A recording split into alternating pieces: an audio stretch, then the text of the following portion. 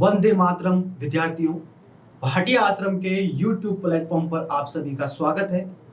Current affairs की इस कक्षा में आज हम चर्चा करेंगे 15 और 16 जुलाई के समाचारों पर आधारित महत्वपूर्ण प्रश्नों पर। चर्चा को प्रारंभ करते हैं। सबसे पहले हम बात करते हैं कि 15 जुलाई को प्रतिवर्ष 15 जुलाई को विश्व कौशल दिवस मनाया जाता है। प्रतिवर्ष 15 जुलाई को कौन सा दिवस मनाया जाता है? विश्व कौशल दिवस, वर्ल्ड स्किल डे बनाया जाता है। और इस दिवस को बनाने का उद्देश्य है युवाओं को कौशल प्रदान करना ताकि युवा आत्मनिर्भर और स्वावलंबी बन सके। 2015 में पहली बार विश्व कौशल दिवस मनाया गया। पहले प्रश्न पर बात करते हैं। हाल ही में केंद्र सरकार ने नीमराना व मारवाड़ इंडस्ट्रियल एरिया डेवलप करने के लिए Rajasthan industrial corridor development corporation limited company बनाई। तो एक कंपनी बनाई है। इस कंपनी में केंद्र व राज्य की कितनी हिस्सेदारी होगी? जो राजस्थान इंडस्ट्रियल कॉरिडोर कंपनी बनाई है, उस कंपनी में राज्य और केंद्र की हिस्सेदारी कितनी होगी? तो राज्य और केंद्र की जो हिस्सेदारी है, राज्य की हिस्सेदारी 51%, 51% और बाकी शेष जो हिस्सेदारी होगी 49% केंद्र सरकार की होगी। बात करते हैं Rajasthan industrial corridor development corporation पर, जिसे हाल ही में बनाया गया है। रिको की हिस्सेदारी 51% होगी। रिको राजस्थान में औद्योगिक क्षेत्र में काम करने वाली सर्वोच्च शीर्षस्थ बड़ी संस्था है, जिसका योगदान 51% होगा। इसके अतिरिक्त भारत की national industrial corridor development corporation trust की हिस्सेदारी 49%, 49% होगी। और इसका उद्देश्य जो है इस कंपनी का, भिवाड़ी, नीमराना और जोधपुर पाली इंडस्ट्रियल कॉरिडोर को विकसित करना। और जब ये कॉरिडोर विकसित होगा तो राजस्थान में 2000 से ज्यादा औद्योगिक इकाइयां, कंपनियां बनेगी। राजस्थान में इन्वेस्टमेंट आएगा और ज्यादा से ज्यादा राजस्थान में रोजगार का सृजन होगा और टेक्नोलॉजी भी आएगी। इस कॉरिडोर की बात करें हम भिवाड़ी नीमराना की, तो ये corridor DMIC Delhi Mumbai industrial corridor का ही हिस्सा है। दिल्ली मुंबई इंडस्ट्रियल कॉरिडोर का ही हिस्सा है। दिल्ली मुंबई इंडस्ट्रियल कॉरिडोर क्या है, इस पर हम चर्चा करें तो ये भारत का एक महत्वाकांक्षी बुनियादी ढांचा विकास कार्यक्रम है। इंडस्ट्रियल इंफ्रास्ट्रक्चर को तैयार करने वाला एक बड़ा प्रोजेक्ट है। इस प्रोजेक्ट का जो उद्देश्य है, दिल्ली मुंबई औद्योगिक कॉरिडोर का उद्देश्य है औद्योगिक शहरों को स्मार्ट सिटी के रूप में विकसित करना। और इसके विस्तार की बात करें तो यूपी के दादरी से लेकर जवाहरलाल नेहरू पोर्ट मुंबई तक इसका विस्तार है। राजस्थान में हम बात करें तो कुल 1483 किलोमीटर की लंबाई में राजस्थान में 39% हिस्सेदारी होगी। राजस्थान की 39% हिस्सेदारी DMIC की होगी। और जो अभी ये कॉरिडोर बनाया जा रहा है, Rajasthan industrial corridor corporation company बनाई गई, वो कॉरिडोर बनाया जाएगा जोधपुर पाली मारवाड़ निवेश क्षेत्र और भिवाड़ी नीमराना निवेश क्षेत्र की ओर।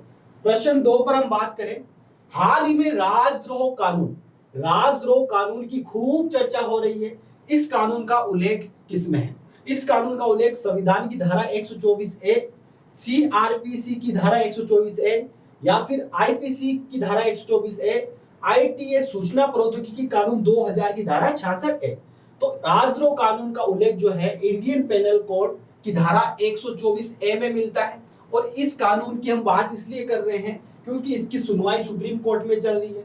सुप्रीम कोर्ट में राजद्रोह कानून की संवैधानिकता पर सुनवाई चल रही है कि राजद्रोह कानून उचित है या नहीं है वर्तमान परिस्थितियों को देखते हुए। और इस दरमियान क्या हुआ, सुप्रीम कोर्ट ने कई टिप्पणियां दी है इस कानून को लेकर। पहली बात इन्होंने कही है कि ये कानून जो है वो ब्रिटिश हुकूमत का है, अंग्रेजी जमाने का है, तो क्या ये वर्तमान भारत के लिए प्रासंगिक है?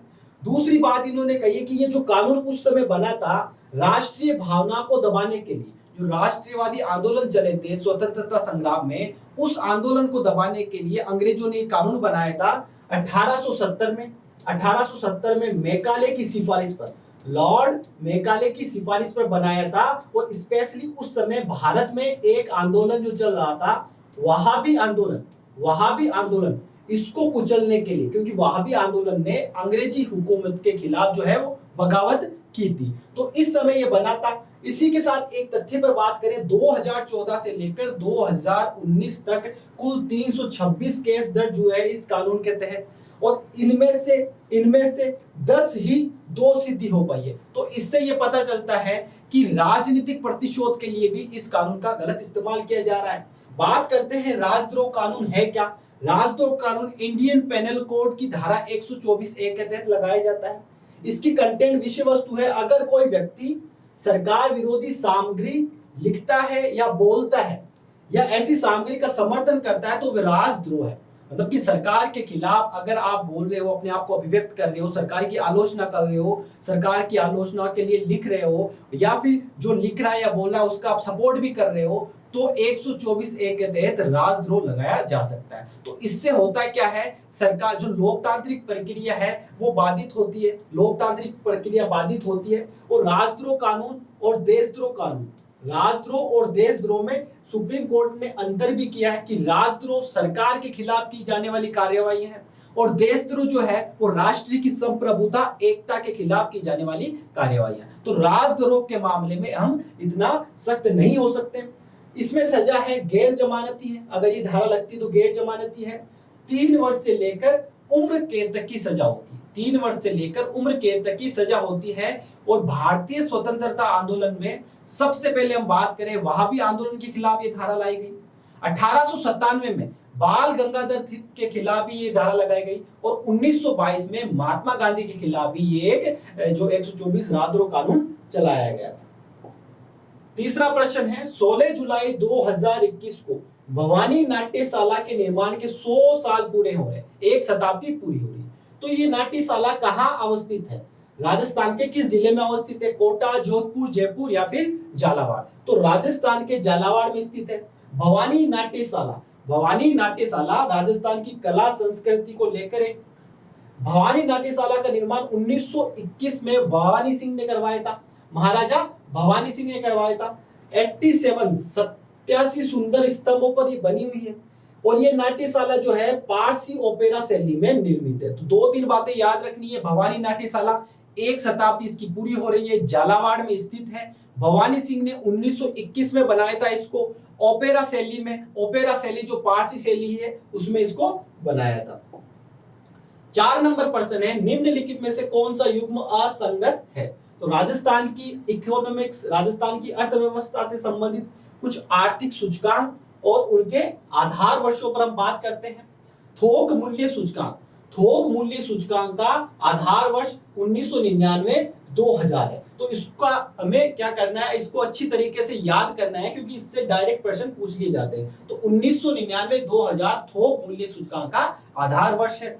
दूसरा, औद्योगिक श्रमिकों हेतु उपभोक्ता मूल्य सूचकांक, थोक मूल्य सूचकांक पर हमने बात की। अब उपभोक्ता मूल्य सूचकांक पर बात करेंगे जो अलग अलग तरीके से निकाला जाता है। इसमें हम 3 उपभोक्ता मूल्य सूचकांक पर बात करने वाले हैं।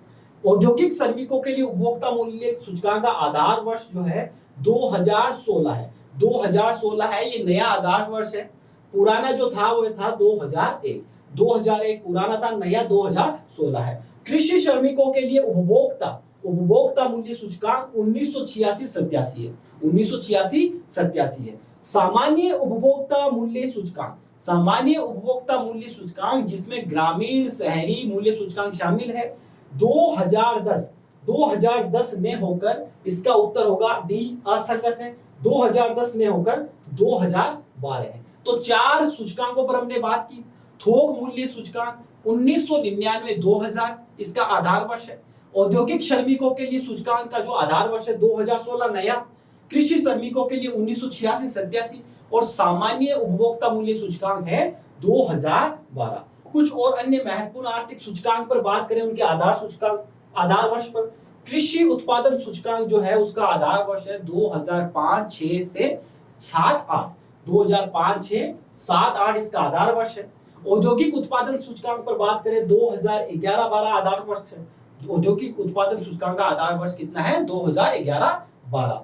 सामान्य उपभोक्ता मूल्य सूचकांक पर बात की, 2012 आधार वर्ष है। और हम बात करें थोक मूल्य सूचकांक जो है वह जारी करती है राजस्थान सरकार का जो आर्थिक निदेशालय है, आर्थिक निदेशालय है। मासिक आधार पर प्रति माह जारी किया जाता है। इसके अतिरिक्त औद्योगिक श्रमिक सूचकांक, उपभोक्ता मूल्य सूचकांक, कृषि श्रमिकों के लिए उपभोक्ता मूल्य सूचकांक जो है वे जारी करते हैं। इन दोनों को जारी करते हैं शिमला का श्रम ब्यूरो। शिमला का श्रम ब्यूरो इसको जारी करता है। और सामान्य उपभोक्ता मूल्य सूचकांक जो है इसे एनएसओ राष्ट्रीय सांख्यिकी कार्यालय द्वारा जारी किए जाते हैं। तो ये काफी महत्वपूर्ण सूचकांक और उनके आधार वर्षों पर हमने बात की। निम्नलिखित युग्मों में से कौन सा असंगत है? तो एक तरफ तो स्पोर्ट्स पर्सन है और उनका स्पोर्ट्स, उनका खेल। मनप्रीत सिंह हॉकी, भारतीय हॉकी टीम के कैप्टन है। रानी रामपाल भारतीय महिला हॉकी टीम की कैप्टन है। मनु भाकर शूटिंग निशानेबाजी और मिताली राज वॉलीबॉल। तो यह असंगत है। मिताली राज का संबंध किससे है?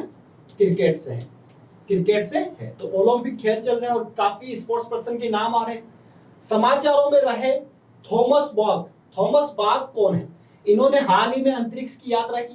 तो अंतरिक्ष की जो हाल ही में यात्रा करने वाले हैं प्रसिद्ध बिजनेसमैन रिचर्ड ब्रैनसन। किसने की? Richard Branson. और एक भारत के लिए गौरव की बात है, भारत के लिए गौरव की बात है कि शिरीषा बांदेला, भारतीय मूल की शिरीषा बांदेला ने भी रिचर्ड ब्रैनसन के साथ यात्रा की। और रिचर्ड ब्रैनसन जो है वो 60 साल से ऊपर के व्यक्ति है, 60 साल से ज्यादा इनकी उम्र है। रिचर्ड ब्रैनसन और शिरीषा बांदेला भारतीय मूल की। अंतर्राष्ट्रीय ओलंपिक कमेटी के अध्यक्ष है। तो बिल्कुल सही बात है, ये अंतर्राष्ट्रीय ओलंपिक कमेटी के ये अध्यक्ष है थॉमस बॉग। और अंतर्राष्ट्रीय ओलंपिक जो मैच हो रहे हैं 2020 के, कोरोना के कारण जिसे 2021 में अभी जुलाई में शुरू किया जा रहा है, वो जापान के टोक्यो में होने, और नेक्स्ट जो 2024 के ओलंपिक होंगे वे फ्रांस में होंगे, फ्रांस के पेरिस में होंगे। फ्रांस के कहाँ होंगे? पेरिस में होंगे 2024 के ओलंपिक खेल। और ओलंपिक खेल क्या है? मल्टी स्पोर्ट्स इवेंट है, बहु खेल प्रतियोगिता है जिसमें बहुत सारी स्पर्धाएं आयोजित की जाती है। पहली बार 1896 में यूनान में, ग्रीस में ये खेला गया था पहली बार। यूएनओ के महासचिव की बात करें, एंटोनियो, पुर्तगाल के एंटोनियो गुटेरस यूएनओ के महासचिव हैं। और विश्व व्यापार संगठन के जो डायरेक्टर है, महानिदेशक है, वह है अनगोजी ओंकोजो एवियन। नाइजीरिया की महिला अनगोजी ओंकोजो एवियन डब्ल्यूटीओ के निदेशक हैं। हाल ही में भारत के प्रधानमंत्री ने वाराणसी में International Cooperation and Convention Centre Rudraksh का उद्घाटन किया। ये किस देश के सहयोग से, ये किस देश के आर्थिक सहयोग से बनाया गया है? तो रुद्राक्ष जो है वह जापान के आर्थिक सहयोग से बनाया गया है। और रुद्राक्ष का जो महत्व है वह भारत में कल्चरली, धार्मिक रूप से काफी बड़ा महत्व है। और ये हम कह सकते हैं कि जापान और भारत के बीच में आर्थिक सांस्कृतिक संबंधों को बताता है। और साथ ही साथ जापान के साथ हमारा एक नौसैन्य अभ्यास भी होता है, मालाबार अभ्यास, जिसमें अमेरिका, इंडिया और जापान हिस्सेदारी लेता है। तो त्रिपक्षीय नौसेना अभ्यास है। और जापान के साथ हमारा एक आर्थिक समझौता भी है। आर्थिक समझौता कौन सा है? Asia Africa growth corridor. Asia Africa growth corridor जो है भारत और जापान के बीच में अफ्रीकी देशों के विकास के लिए एक समझौता है, ये एशिया अफ्रीका ग्रोथ कॉरिडोर। तो काफी महत्वपूर्ण है ये। देश का पहला अनाज एटीएम अन्नपूर्ति, नाम है इसका अन्नपूर्ति, किस राज्य में लगाया गया है? तो हरियाणा में, हरियाणा के गुरुग्राम में इसे लगाया गया है एक पायलट प्रोजेक्ट के तौर पर। जो खाद्य दुकानें होती हैं, पीडीएस की दुकानें होती है, वहां पर लगाया गया है। तो इसको लगाने का उद्देश्य है कि पीडीएस सिस्टम में, सार्वजनिक वितरण प्रणाली में पारदर्शिता को लाना।